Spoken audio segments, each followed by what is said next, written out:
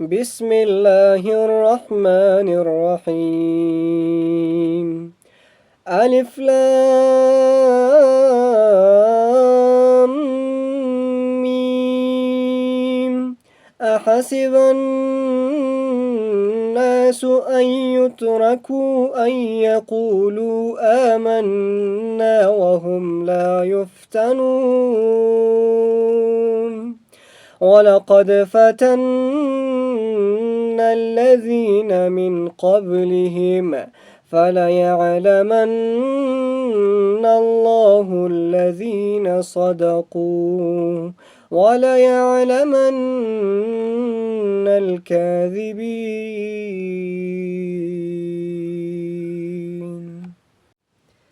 السلام علیکم دوستان نهایت عزیز و ارجمند.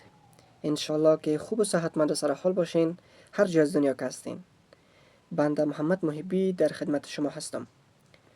آیه ای را که بر شما تلاوت کردم سوره عنکبوت آیه اول الی سوم بود که در همین رابطه چند کلمه صحبت خواهیم کرد.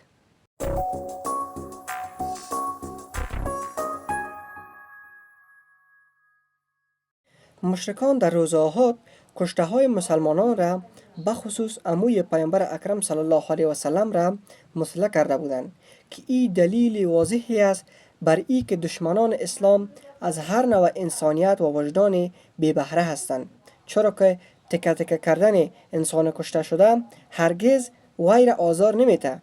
مثل این که میگن گوسفند ذبح شده از پوست شدن درد نمیکشد. اما این دلیلی است بر کینه عمیق مردم که تمام وجودشان را فرا گرفته و در چنین کارهای وحشیانه تبارز میکنند، کارهایی که هر انسان با وجدان را آزرده خاطر میسازد. به همین دلیل است که میبینیم مشرکان در روز احد با کشته های مسلمانان این چنین کردند و امروزه نیز یهودیان با شهدای ما در جنگ های فلسطین همین کار را میکنند.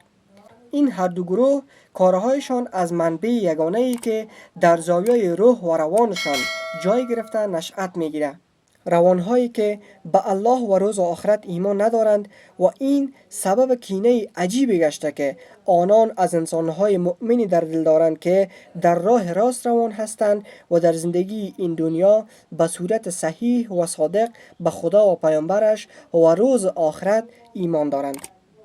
پس حالا آیه را که تلاوت کردم چه پیام را بر ما و شما میرسانه؟ آیا مردمان گمان برده همین که بگویند ایمان آورده ایم به حال خود رها می شوند و ایشان آزمایش نمی گردند؟ ما کسانی را که قبل از ایشان بودند آزمایش نمودیم، پس باید خدا معلوم کند چه کسانی راست می گویند و چه کسانی دروغ می گویند.